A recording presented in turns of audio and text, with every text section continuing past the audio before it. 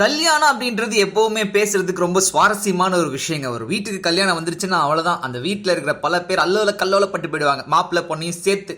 But இந்த ஒரு நேரத்தில் கல்யாணத்தில் வித்தியாசமான கல்யாணங்கள் கண்டிப்பாக நீங்கள் பார்த்துருப்பீங்க. எப்படி ஒரே பையன் 2 பொண்ணுகளை கல்யாணம் பண்ணுறது, ஒரே பையன் பல பேர்த்த கல்யாணம் பண்ணுறது, இந்த மாதிரியான திருமணங்கள் நடந்திருக்கும். ஆணும் கல்யாணம் பண்ணிக்கிற திருமணம், பெண்ணும் கல்யாணம் பண்ணிக்கிற திருமணம் கூட நீ பார்த்துருப்பீங்க. ஆனால் இப்போதைக்கு 3 பேர் சேர்ந்து கல்யாணம் பண்ணிட்டு இருந்திருக்காங்க. அதுதான் சொல்லிட்டமே, ஒரு பையன் 2 பொண்ணு இல்லை 2 பசங்க 1 பொண்ணு இதெல்லாம் இருக்குதுன்னா இது அப்படிப்பட்ட 3 பேர் கிடையாது. 3மே பசங்க, 3 ஆண்கள் சேர்ந்து கல்யாணம் பண்ணியிருக்காங்க. அவங்களுக்கு 4 வருஷ காதலாமா. அந்த 3 பேர்த்தோட பேர் என்ன அப்படின்னா, மேனுவல் பெர்முடஸ், விக்டர் ஹியூகோ பிராதா, அலியாண்ட்ரோ ரோட்ரிகியூஸ். இவங்கெல்லாம் நம்ம நாட்டுக்காரங்க கிடையாது, கொலம்பியா நாட்டை சேர்ந்தவர்கள். மெடிலின் அப்படின்ற ஒரு சிட்டியில் சனிக்கிழமை அன்னைக்கு அவங்களோட கல்யாணம் நடந்திருக்குது.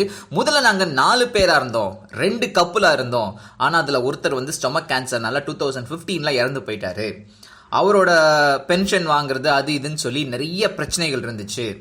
சரி, நம்ம இதுக்கு மேலே கல்யாணம் பண்ணாமல் இருந்தால் பிரச்சனை, அதனால கல்யாணம் பண்ணிப்போம்னு சொல்லி நாங்கள் 3 பேர் சேர்ந்து கல்யாணம் பண்ணிக்கிட்டோம். இது பாலி அமேரஸ் மேரேஜ் அப்படின்னு சொல்லி சொல்றாங்க சார். இன்டர்நேஷனல் லாஸோ இல்லை கொலம்பியன் லாஸோ இதை தப்புன்னு சொல்லவே கிடையாது, பேன் பண்ணவே கிடையாது. ஸோ நாங்கள் கல்யாணம் பண்ணிக்கிட்டோம் அப்படின்னு சொல்லி சொல்றாங்க. இதில் ஒருத்தர் பார்த்தீங்கன்னா பிடி மாஸ்டராக இருக்கிறாரு, இன்னொருத்தர் சோஷியல் கம்யூனிகேட்டராக இருக்காரு, இன்னொருத்தர் ஆர்ட் ஸ்டூடெண்ட். ஸோ 3 பேருமே எங்களுக்கு காம்பேக்டா இருக்குன்னு சொல்லி சொல்றாங்க சார், இந்த ஒரு கல்யாணத்தை பொறுத்தளவுக்கு. இருந்தாலும் இந்த மாதிரியான மேரேஜ் இருக்கிறது நல்லது, இதுக்கு கிடைச்சிருக்கிற ரெகக்னிஷன் நல்லது அப்படின்னு சொல்லி lawyer and gay rights activist German Rincon Perfetti அவர் சொல்லியிருக்காருங்க. கொலம்பியால இந்த மாதிரியான ஒரு கல்யாணம் நடக்கிறது தான் முதல் முறை, சந்தோஷமாவும் இருக்கு அப்படின்னு சொல்லியிருக்காரு. அது மட்டும் இல்லாம ஒரே பாலின கல்யாணத்தை சரி அப்படின்னு சொல்லி ஒத்துக்கிட்ட நாடுகள்ல 4வது நாடு கொலம்பியா. அர்ஜென்டினா, பிரேசில், உருகுவே இதுக்கு முன்னாடியே ஒத்துக்கிட்டாங்க, 4வதா கொலம்பியா ஒத்துக்கிட்டு இருக்கு. அதுல இது ரொம்ப வித்தியாசமான ஒரு கல்யாணம்னு சொல்லி சொல்றாங்க சார்.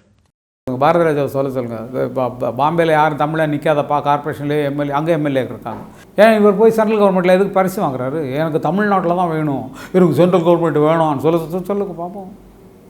ஹிந்தி படத்தை, ஹிந்தி பொண்ணுகளை வச்சு ஆட்டம் போட தெரியுதா அவங்களுக்கு? அவங்கள வச்சு படம் எடுக்க தெரியுதா? ஹிந்தி மியூசிக் ரைட்டரை வச்சு மியூசிக் போட தெரியுதா? அப்போ மட்டும் இன்றைக்கி தான் உங்களுக்கு தமிழ்நாட்டில் மியூசிக் ரைட்டர் இல்லையா, தமிழ்நாட்டில் ஹீரோயின் இல்லையா? என்ன பேச்சு இது அரசியலுக்கு?